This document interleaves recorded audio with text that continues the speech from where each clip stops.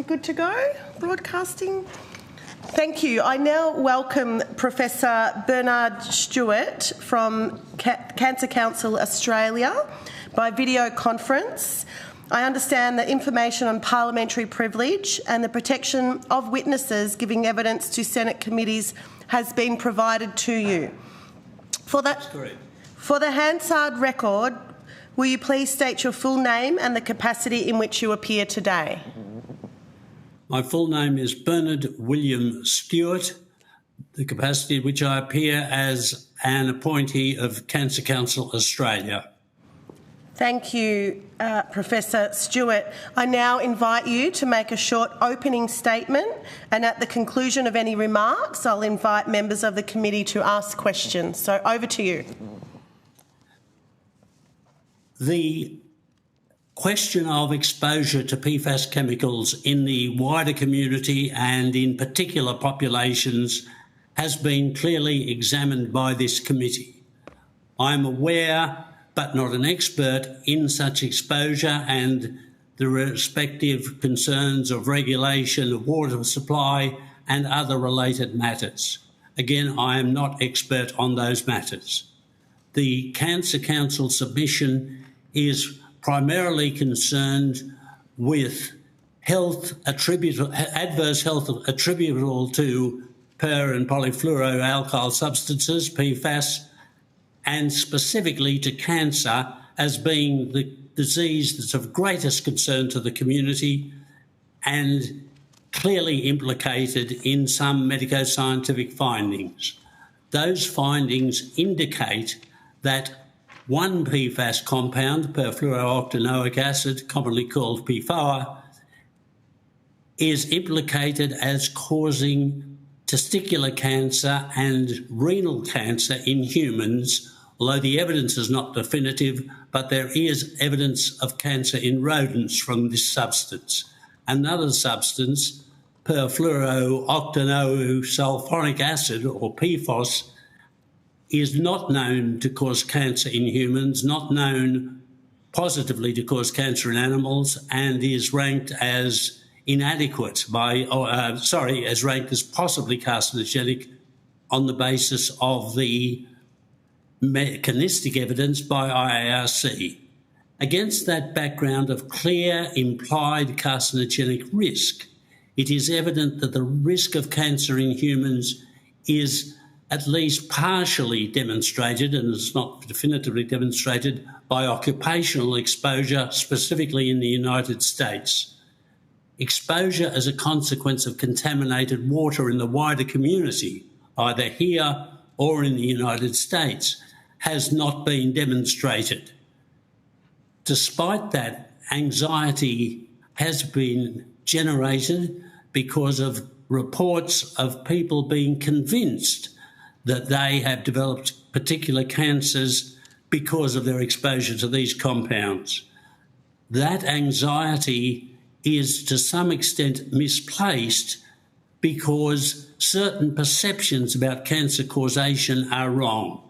These include the idea that cancer is sometimes self-evident from a particular carcinogen, the idea that the community can identify, apart from familial cancers, can identify an increased risk of cancer in humans, that any exposure to a known carcinogen causes cancer, that cancer can arise throughout the body in response to a particular carcinogen, that blood levels of a particular carcinogen indicate risk of cancer, and that people have been deliberately withholding the truth.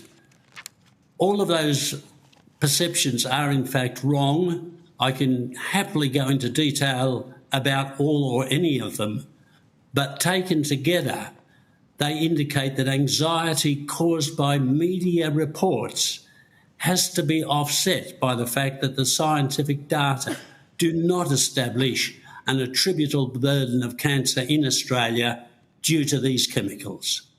That's basically the evidence I seek to put before the committee. Thank you, Professor. I'll hand over to Senator Pratt for questions.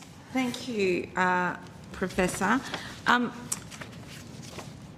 In the context of the Cancer Council's submission and evidence, how do we navigate calls from scientists who would like to see us regulate PFAS chemicals as a whole so that we can better understand any of those causalities, but because I think there are the number of vectors in each chemical compound, yes, can vary as to how many it has, and that the ones with more are implicated in cancers. However, you know, they've mounted a very strong argument that says we should have surveillance, regulation and scientific study, because in many instances we don't actually know. They also said that even if something's not scientifically significant, statistically significant, they can't rule out causal impacts at a biological level, and that our regulation and science needs to account for that. Thank you. I take note of multiple matters you've mentioned, and first I sympathise with the notion of apparent conflict of experts.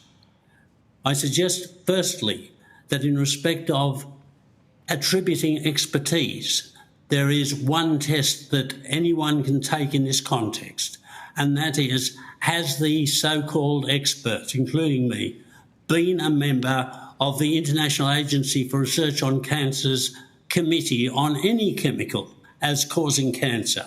A cohort of about 20 people in Australia have been so distinguished. And I will be surprised if anyone who has ever been on an IARC expert committee by invitation is of the view contrary to what I've expressed. Okay.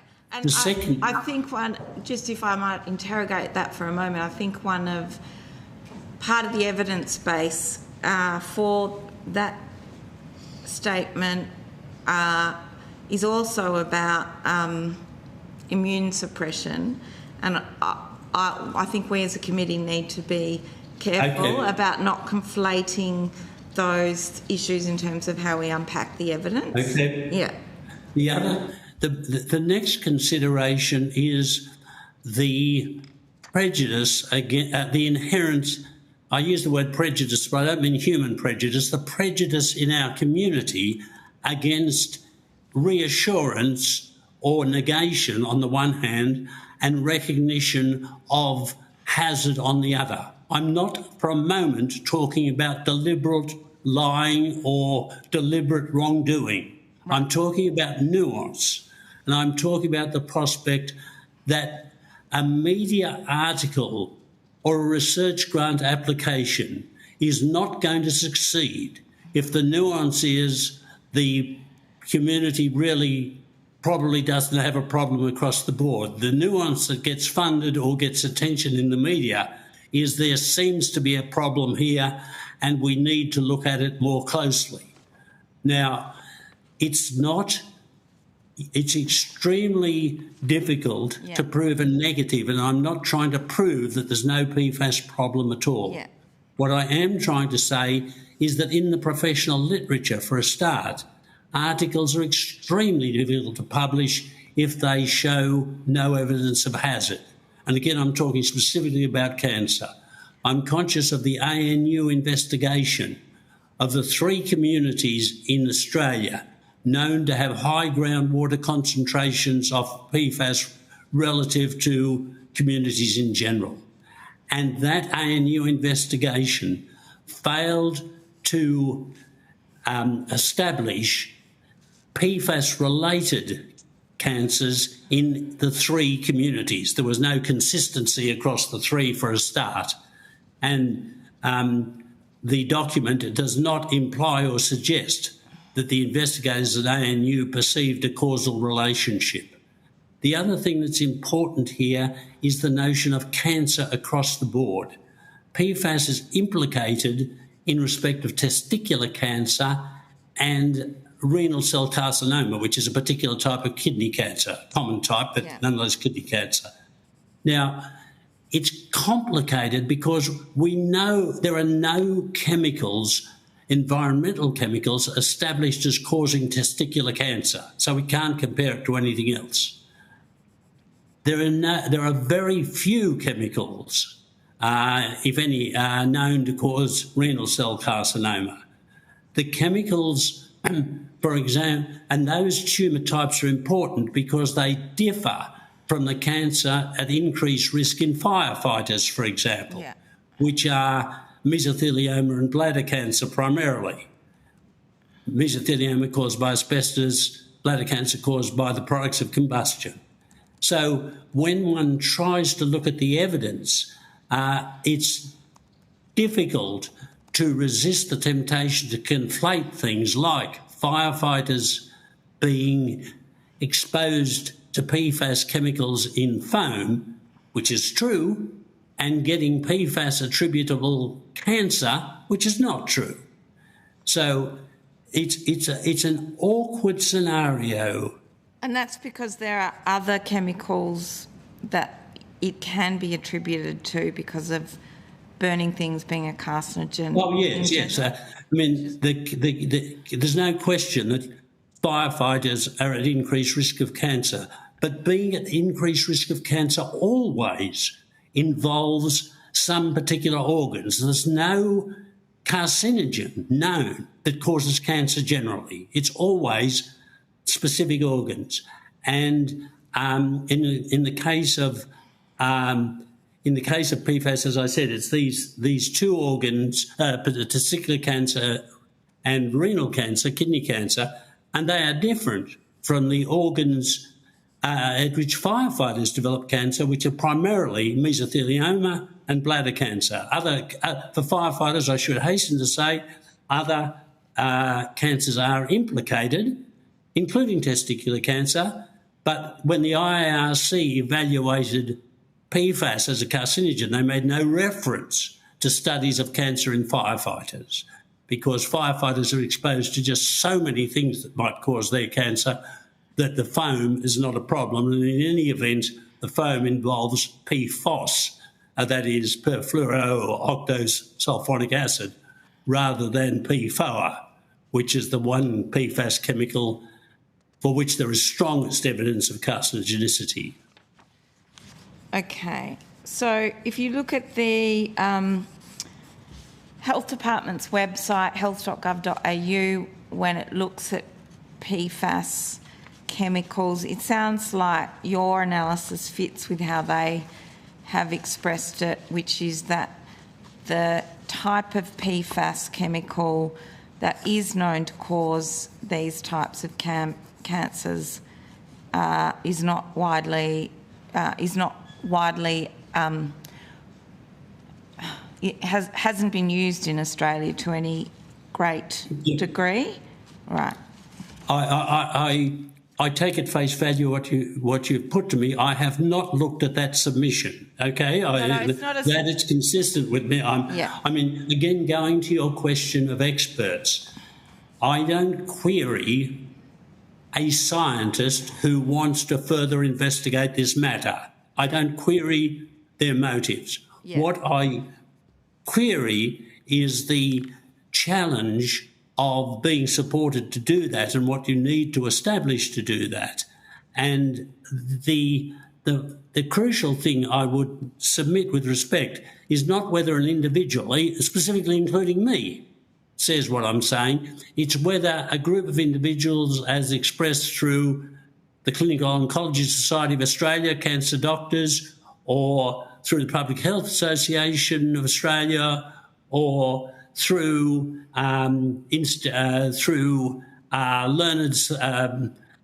societies, or through whole departments, whether any such grouping comes to a determination. That's the matter that, in my view, the committee should give highest weight to. That is not necessarily what an individual says, but what is said by a group of individuals who are forced to contend between themselves as to how they should express the concern. Again, I am not for one moment saying this matter is trivial.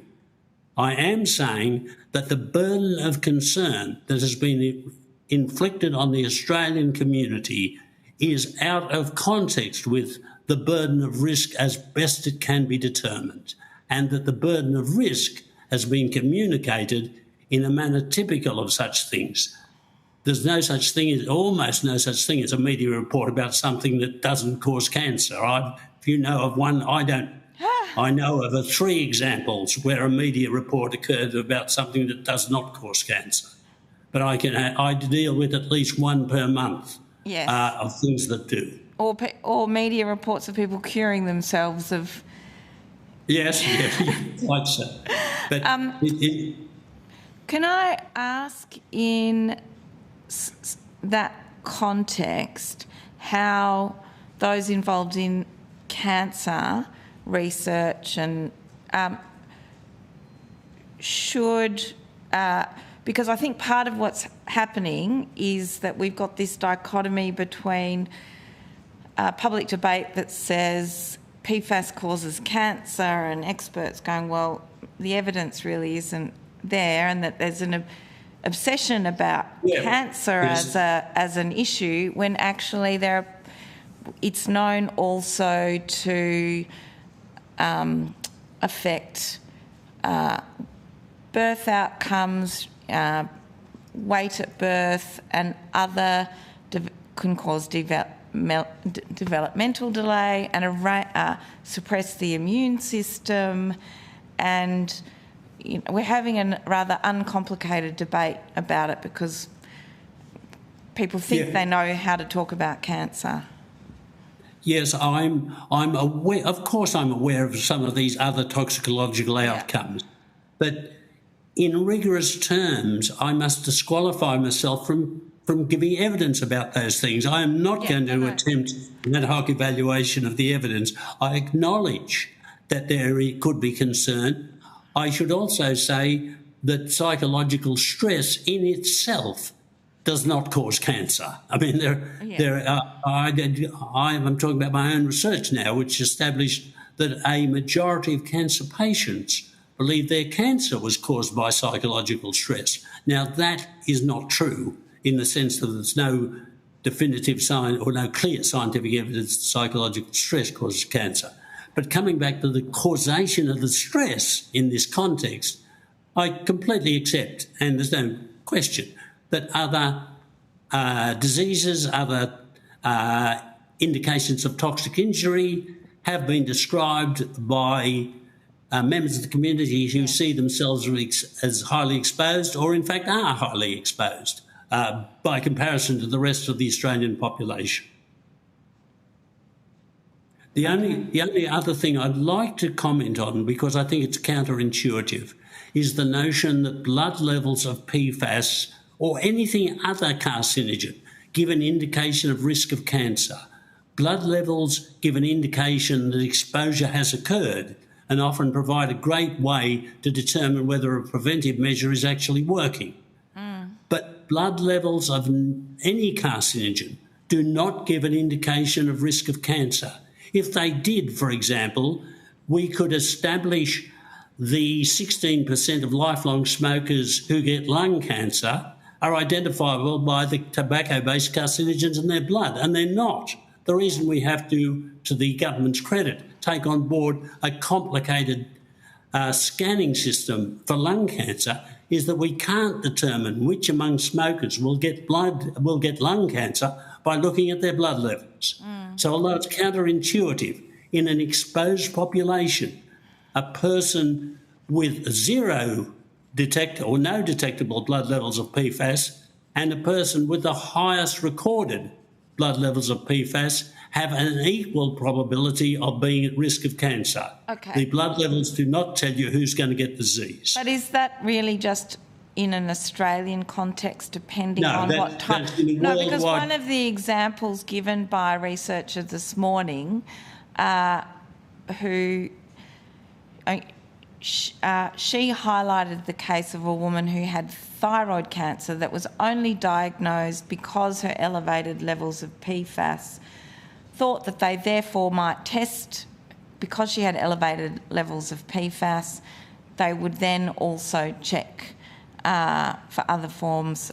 They would look at her thyroid function and a range of things. Had they not known she had elevated levels of PFAS, they wouldn't necessarily have done the other blood tests to get to that next stage of surveillance.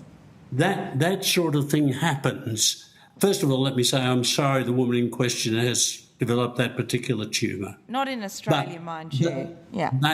But let me say one of the problems with studying cancer in firefighters is that firefighters, because of all the publicity, get greater surveillance for cancer detection than the rest of the community.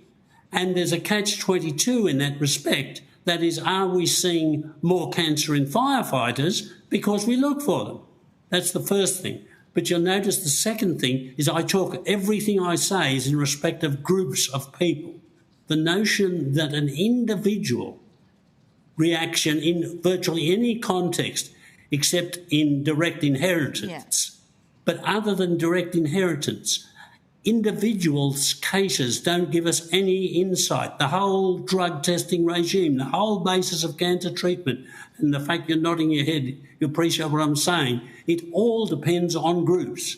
We didn't know that smoking caused lung cancer until the group numbers were in, and Sir Richard Doll himself in the 1950s was a smoker at the time because he didn't suspect cigarette smoking as a cause of lung cancer. It didn't mean he didn't know a single smoker who ever got lung cancer, but a single person getting cancer, it may be vital to that person's psyche and vital to their treatment, their particular circumstances, and that's one thing. But single individuals outside of a inheritance situation do not give insight into medico-biological truth. One of the witnesses this morning who was, an expert, had done stuff on cancer as well as on immunology, she put it clearly to the committee that just because the data isn't there does not mean the biological effects aren't there in terms of that causality. Is that something you would disagree with? No. Okay. That is to say, if the supposition, as I understand what you've put to me, is the data are not there to establish a causal relationship between PFAS exposure and cancer development as yet, but such findings could emerge. There has been no finding that excludes the possibility. Yeah. And of course, then I don't disagree with that. No, that's fine. I'm just trying to unpack. So on one hand, you say we only know. We don't want to fearmonger, but we know that these compounds that have a number of cancer-causing vectors in them, we don't have them in Australia. But therefore, what do we do as a country with the problem of whether these should be regulated as a group so that we do have surveillance, even though we don't have those really high-risk PFAS products here? What does that mean for us in a regulatory context as far as trying to learn about how to protect population health? Inevitably, it involves the matter you've put before me involves priorities. Yeah. Monitoring, for example, is a real possibility in respect of these particular chemicals. But monitoring in terms of the preventive, and we're talking about prevention now, in terms of the preventive budget, in terms of cancer prevention specifically, I'd respectfully submit that the main polluting cause of cancer in Australia is atmospheric pollution causing lung cancer, but mainly from vehicular emissions and from industry.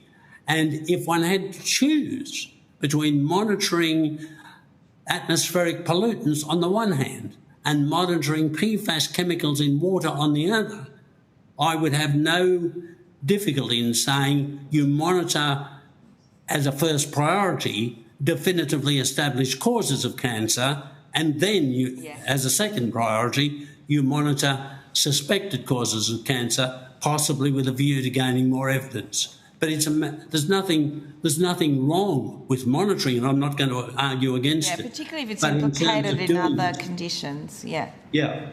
Thank you. Thank you, Senator. Professor, as a committee, we visited the community of Wreck Bay during this inquiry, which has a cancer cluster and had the highest cancer rates in the country for several of the last 10 years. Would you acknowledge that this is likely linked to their exposure to PFAS contamination through firefighting practices at the nearby defence base? I cannot acknowledge it because I have not seen it in the peer-reviewed scientific literature.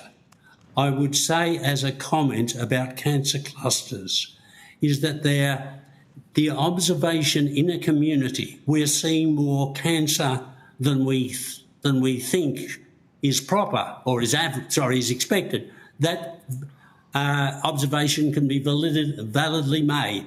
The ABC staff in Brisbane said there's more of us women getting breast cancer and we're under 50 than there should be, and they were quite right.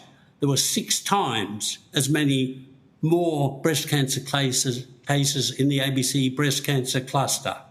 But when the causes were looked at, there was no evident cause of breast cancer in other ABC studios, and more definitively, there was no evidence when genomic testing was done of the 11 cases that those 11 cases had more in common than all breast cancer cases in Queensland. The bottom line being that cancer clusters have never established a new or novel carcinogen. Cancer clusters being cancer observed by the community as distinct from observed by epidemiologists. And indeed, the whole business of cancer clusters being what is self-evident centres on Erin Brockovich and a film about pollution by chromium-6 in the water supply. And in that memorable case, damages were awarded, but there is no evidence scientifically that ingested chromium-6 causes cancer in any organ, and there is no evidence of increased cancer in Hinckley above the rest of Southern California. It was scientifically invalid but legally successful. So has the Cancer Council ever considered looking further into the cancer situation at Wreck Bay? I honestly don't know. The Cancer Council normally does not initiate research on its own in such a situation. The Cancer Council relies on an application being made to do that. It is extremely, as I've said, to do it, you would look at cancer in Wreck Bay ahead of, or in the local region compared to the rest of New South Wales. You could look at mortality and incidence, that is, cases of cancer and death from cancer in both men and women, and you could look at 20 different cancer types from the cancer registry.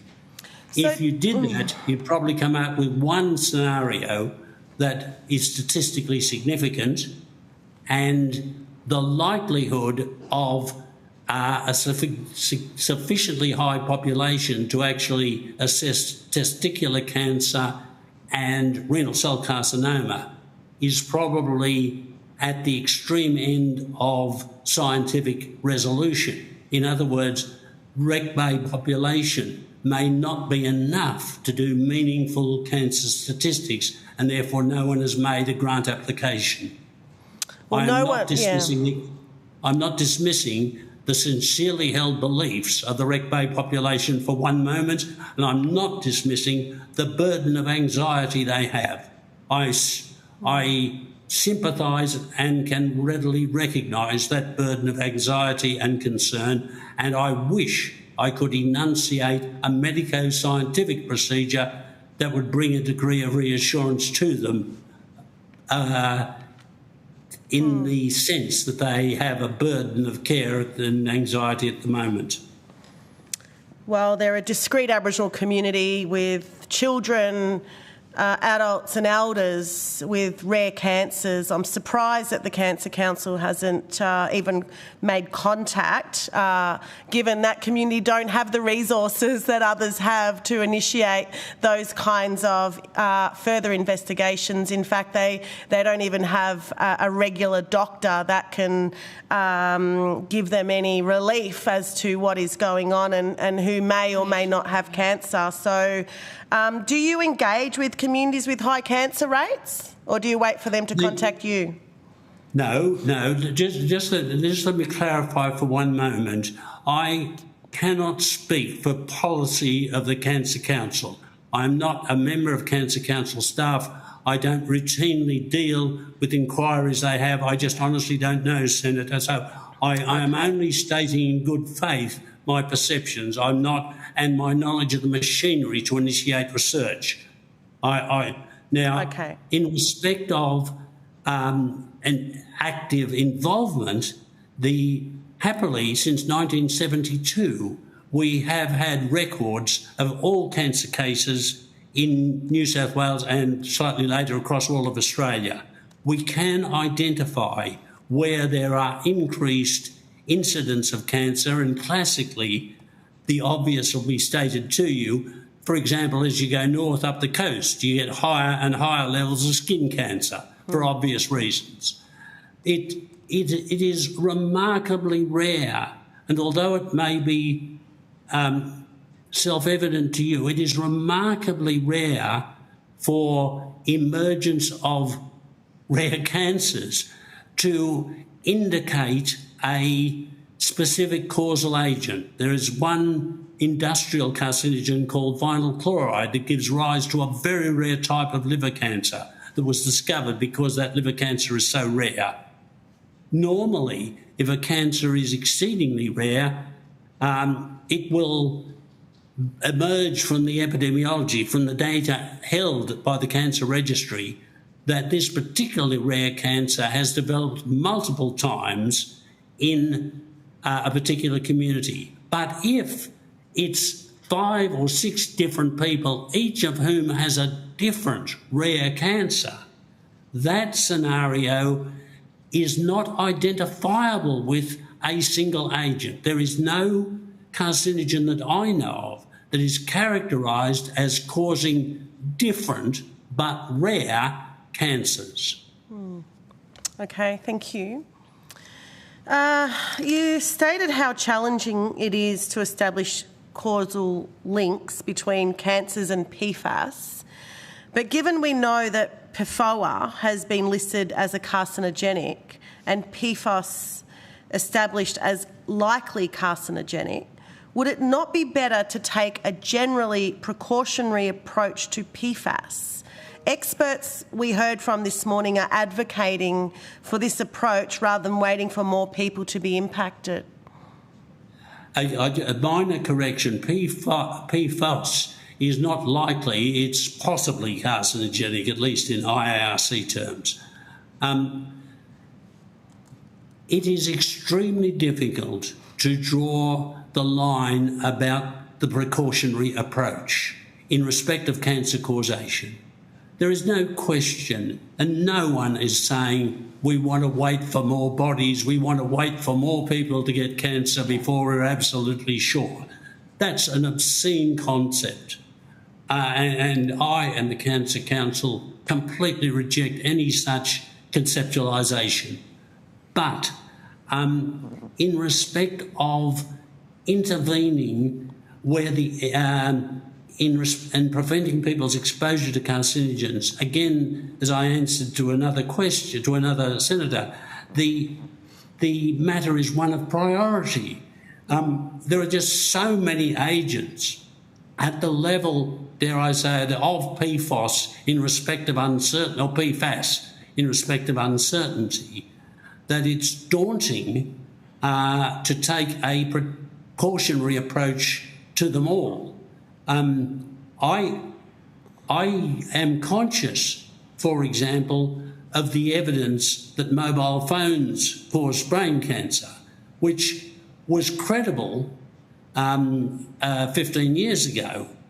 And a precautionary approach would have involved qualifying our use of mobile phones. That was not taken because the evidence was not good enough, and the evidence in the last 15 years has virtually ruled out mobile phones as a cause of brain cancer in the general population. Likewise, there was once credible evidence, possibly carcinogenic to humans in IARC, for pancreatic cancer being caused by coffee. And on that basis, that was not in the pie in the sky possibly, but there was solid evidence at the level of PFAS, I would suggest, that coffee increased the risk of pancreatic cancer. Now, that was subsequently discounted. So there are other examples where implication has proved to be, if you like, the peak of the iceberg, and we've established the truth, and there was a burden of cancer. So I'm not for a moment discounting inference, but I am suggesting that it is very difficult to know where to draw the line in respect of taking action on the precautionary basis when the evidence is less than definitive. I cannot give you a straight yes or no on that matter. Thank you. You've recommended longitudinal human biomonitoring, HBM studies. What specific cohorts or regions would you prioritise for these studies, and how soon should they be initiated? I don't recall. I don't mean to be semantic. I don't recall that in the Cancer Council submission. I don't recall the studies being recommended. The Cancer that type of study. The Cancer Council does. This is Cancer Council research. Yes. Okay. I first of all, I apologise. I am not aware of a specific recommendation in respect of PFAS research by the Cancer Council. If such is available, then I apologise to the committee, and the error is mine. I'm sorry, I'm not aware of it. I also must confess I'm not aware of the type of study you described. The fault is mine, but I must say I can't answer that question because of my ignorance, for which I apologise. Could I ask that be taken on notice, Professor? So, yes, certainly. Yeah. I imagine I can request from the Secretariat the specific wording, and yeah, absolutely. Thank you. And we can provide to you where it's stated as well, so that... I'd be grateful if the Secretariat provided to me. As I said, I must confess in preparing for this discussion, I didn't just focus on PFAS. I tried to look at other cancer clusters. I looked at other scenarios of a suspected carcinogen and so on. So if you like, I don't come here as someone who's focused wholly on the PFAS literature. I come here as someone whose abiding interest is environmental carcinogenesis and its prevention. Thank you. And it's not uncommon for witnesses to take things on notice if they don't have that information at hand. So, thank you. Thank you for that reassurance, because I was, to put it bluntly, feeling very bad about it. I do have a couple of other questions, Professor. Clinical guidelines and PFAS testing. Given your statement that PFAS blood testing currently has no clinical utility, what kind of guidance or tools do you believe health professionals urgently need to manage patient concerns effectively? Partly by, it's not a matter, I don't know of any clinical test they could do to address that. It is with an individual patient, if an individual patient comes through the door of the clinician, as it was, and says, I've got lung cancer and I smoked when I was in my teens, did that smoking in my teens, which I gave up 40 years ago, cause my lung cancer? Now, in that case, you've got a definitively causal agent and a question of great concern, and the clinician would have to say, I'm afraid I can't tell you. That is, I can't tell you whether lung cancer does occur in non-smokers. I can't tell you whether that exposure came up. So what I'm trying to illustrate is quite often the totally reasonable concerns of an individual patient are not amenable to resolution by available clinical science. The clinician concerned, I imagine, would say, I don't care whether it had a role. I'm adopting the best possible treatment of your cancer that I possibly can, and I have no prejudice whatsoever against you, or there's no stigma or whatever, because you may have smoked once. You don't move from an innocent to a guilty situation simply because you smoked sometime in your life and you developed lung cancer. So assurance provided to patients is a key consideration for the clinicians, but quite often, in respect of cancer causation in particular, the very reasonable question a patient asks cannot be resolved by the available science. Thank you. I have two more questions, Professor, before we close this session. I do have a number of other questions which we'll need to put on notice because we... Well, let me say, if you give me on notice, I'll do my very best to provide answers to questions which the Secretariat refers to me. Fantastic, thank you. Well, and I will consult the Cancer... When I say I will consult the Cancer Council in respect of those, or Cancer Council experts in respect of those questions. Thank you. So just in relation to cancer screening and surveillance, while you don't recommend increased cancer screening at this stage, under what conditions or evidence threshold would you support changes to screening protocols for high exposure populations? You mean high exposure to PFAS? Yes. Or high exposure generally? PFAS. I do not believe that screening would be justified until there was evidence in respect of either renal cell carcinoma or testicular cancer that in the general population, as distinct from exposed workers, in the general population, certainly exposed workers should be monitored. There are no exposed manufacturers in this country, but exposed workers identifies by definition what I would take to be highly exposed. They should be screened, or they can't. There are no screening tests for these cancer types. They have to be monitored. You just have to check them in the same way that firefighters are checked for multiple tumour types. So I would say if there was evidence of a population or subpopulation in Australia that is exposed as heavily as the manufacturing population in the United States.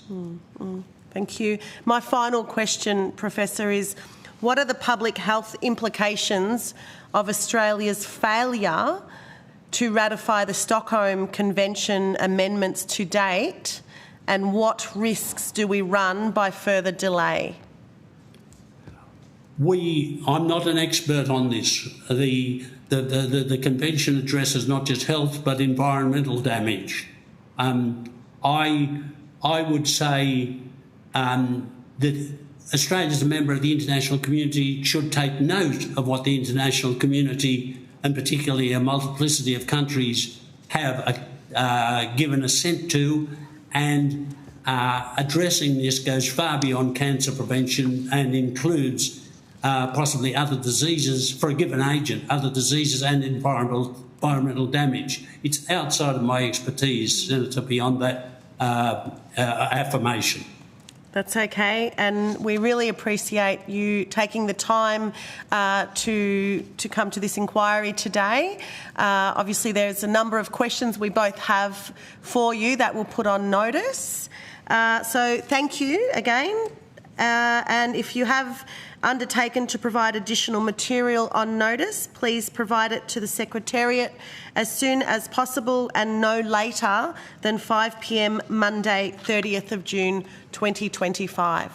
Thank you very much. End of the financial year. Very good idea. Thank you, Professor. Very much. Thank you. I now welcome Laureate Professor Ravi Naidu.